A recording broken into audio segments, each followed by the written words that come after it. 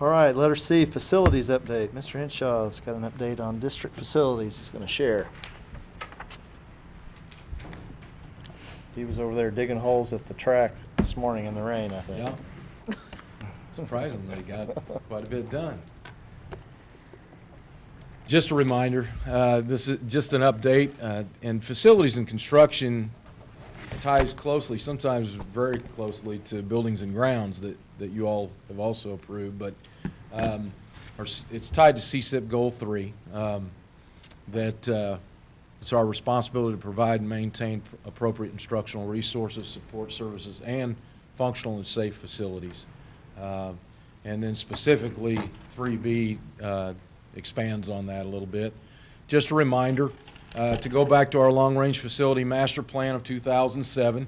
It's a 10-year plan, and the committees met, made up of community members, teachers, administrators, board members, patrons, business leaders, to help guide us over that 10-year period, which, as we've mentioned before, we're drawing to the end of that plan with a few things still on the list, but we've moved through lots and lots of items over that 10 years. Major electrical upgrades, boilers, roofs, lighting, many things that people might or might not notice, and some of us forget all the things that we've done. Even all the technology stuff that Yeah. happened in all the buildings. Right. It's the infrastructure. Yeah, the infrastructure for our technology. Right. So a lot of things have happened over the last 7 years, 8 years. The one thing I did underline from the committee, this plan was designed to accommodate refinements and for maintenance requirements, educational programming, and district growth and feedback from stakeholders. So some things come from program needs. For example, we identified at the vocational school the culinary arts program, and some programs have gone away because the need was no longer there, and other programs come into existence. So our plan needs to be flexible as we go through that 10-year plan, and so culinary arts responded to those needs of students in today's society, getting kids ready for careers. Also, maintenance requirements. Obviously, things need to be addressed. Sometimes you can't see into the future, and we've seen some of those things as well. But obviously, one of the charges that the community gave us was take care of what you have. Make the facilities good, upgrade them when we can, but take care of them. So those were kind of what the plan, the emphasis of the plan was.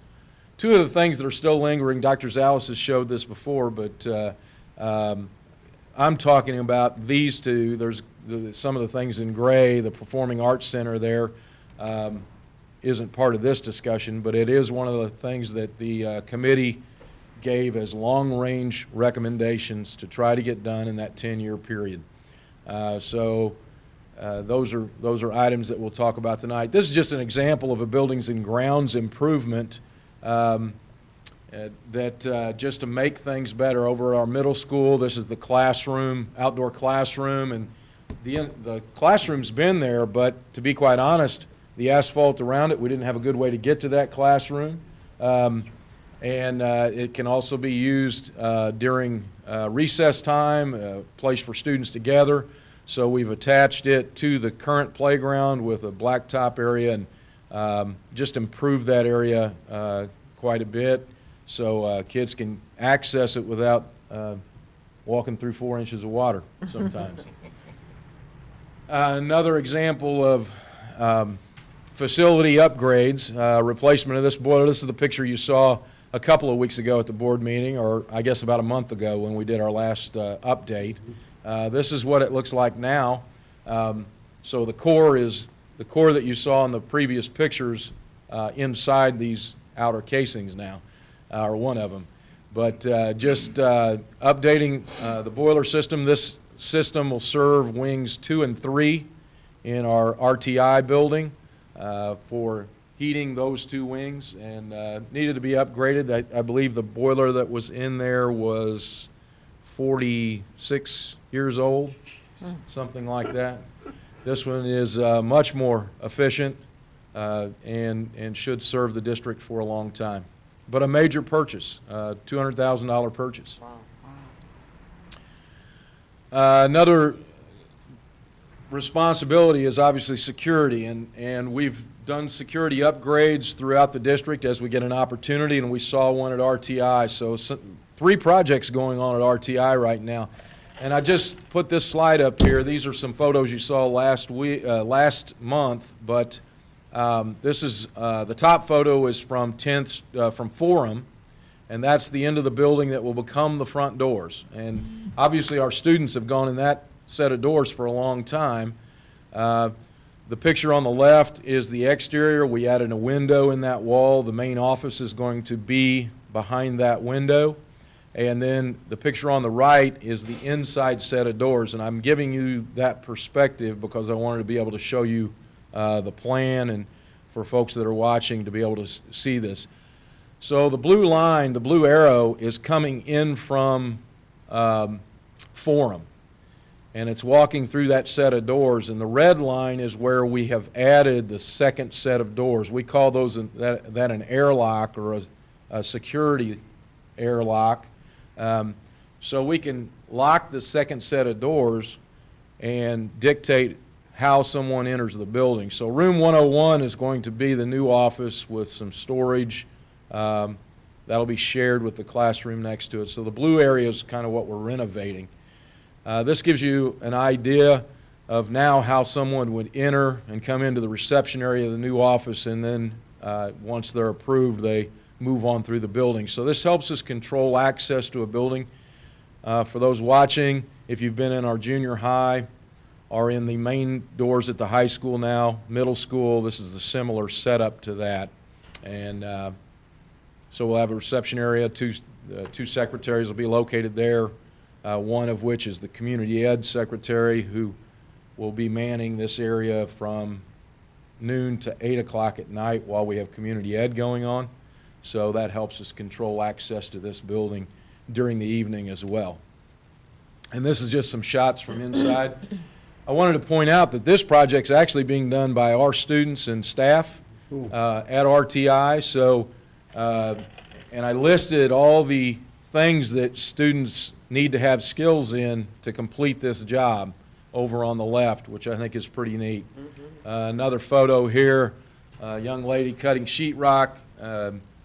There's 2 here installing a corner for sheetrock, and if I back up, this is the counter where the secretaries will be setting once it's done. It'll be a cabinet with countertops and desk behind it, and a good work area there for them.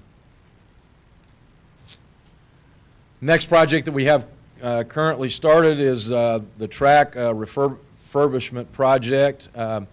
The red areas that are marked, I have those marked because those are areas that the Booster Club is helping us address a few things there. To the far left, that is currently gravel that attaches that storage building to the track, and we're going to asphalt that area as well. Under conditions like today, it would have been not gravel but mud. And so we access a lot of equipment in and out of that building during track season. So all the red places are some improvements. Down toward the bottom in the center of the photo, we'll add a second pole vault area. So depending on wind and those type things, weather conditions, we can put the pit at either end, north or south on that runway, and be able to access that and make it a little safer for kids as they pole vault. Also, we're going to touch the shot put area to the far right with some Booster Club money. Dress that up a little bit. That's the corner of Soest and Forum. And also make it much more usable during practice. Right now we have one shot put area, so if you have 20 students there, they're standing in line, we'll be able to access about 4 practice rings in that area as well. So that's some exciting things. We are down to the asphalt in areas. Now all the rubber's gone because we took it off. Construction actually started last Friday, and they removed all the running surface Friday, Saturday, Sunday. Took about 100 cubic yards of the old surface off. And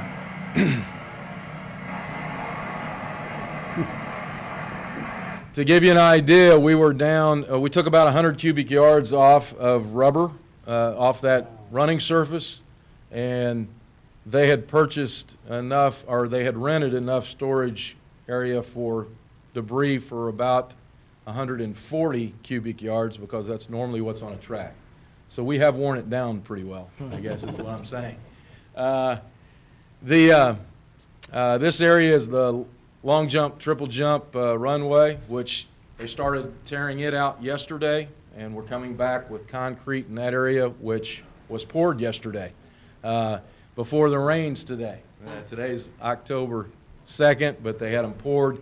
This is cutting some expansion joints in it before the storm came today. And then also tearing out the pole vault runways to replace those with concrete, and then the rubber running surface on top of it. So that's coming along. Hopefully by the middle of next week, if the weather cooperates, we'll have a new overlay of asphalt, and then it'll need to set for a period of time before we can put the urethane track on it. We appreciate the community as they wait for us to get this done, to stay out of that construction area. We need to keep that area, the asphalt, as clean as possible so we get a good surface adhesion to it once we get ready to lay that. The third project at RTI is the Culinary Arts Project, and broke this into four kind of areas here. The gold and red are really what the general contractor's in charge of. That's the exterior in gold, where the freezer would be, and an entrance for deliveries into the kitchen. And then the red box in the middle basically is the kitchen area, and they're responsible for all installation of equipment and all that. That's all part of that bid. The blue area is kind of a joint process. Every opportunity we get to let our students experience building trades opportunities, we want to give them that if we have the capability of doing it. So in the blue, in the dining room, our kids will get an opportunity to work with steel studs, installation of those, wiring, HVAC, all those type things. And they don't get a chance to work with commercial materials as much as regular building trades materials like they do out at the house. So in this case, it's good experience for them. Yeah. There's masonry work that we're doing instead of the contractor. Actually, we got notified that we're getting a $6,100 credit back.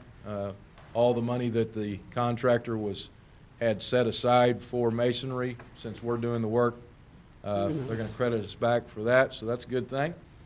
And then the green area is a classroom, and we'll do all the work there. So the blue area, the contractor will do the rough end of, for example, the HVAC, all that type stuff, and then they'll hand over to us the finish products, and we'll install those: ceiling tile, lighting, and the grids for the HVAC. Very good. I showed you this picture last month where we were digging out the hallway to get in new sewer lines and drain lines, and after you dig it out, you fill it back in. That's the top right corner. I thought it looks pretty good. When we get a few coats of finish on it, it'll come right in and probably match the rest of the concrete. Just a lot of work. If you were to go over there right now, you wouldn't imagine how much work's actually taken place. To get in enough drain lines for a kitchen that has 4 areas for students to train at, a lot of underground work. So this is all the floor that had to come out to get in drain tile. This gentleman up here in the top right, he had a real fun job. He's in a room about 8 feet wide, 12 feet long, and it's a storage room for our dry storage. And he had to jackhammer out by hand, all the concrete that you see missing in the lower picture. So, not something I'd want to do. It's pretty loud in there when that's rolling along off those concrete walls. Just a few more pictures. This is after they got the sewer lines in, drain lines in, floor back in. This is actually the center wall between the dining room and the kitchen area. So they've got it studded in and moving along quite well. Outside, as I mentioned, we've got a freezer, refrigerator. Had to cut 2 holes on the 10th Street side of the building. One will be the access for deliveries, and the pad for the freezer there in the top right. Got a few more things remaining this year that we've got in the budget. Sound systems and also the two-way communication. We're releasing for bid tomorrow the antenna and repeater RFP out to businesses, and those will be due back in November 10th, and we'll hopefully be presenting something to you. We've come to an agreement with S&T for a 5-year contract to mount our communications antenna on top of their tower at TJ Hall. So all that information's been sent up to the University of Missouri in Columbia for approval up there. The lawyers need to read through their contracts and University of Missouri system. sorry, to the system, thank you. Okay. System attorneys. To the attorneys. Jim knows them quite well, probably. Depends on it. Well, So we do have a few things going on. Sound systems in the middle school cafeteria and auditorium need to be upgraded and those type of things. We're moving along. Busy, Great. busy stuff. Good, very good. Thank you, Kelly.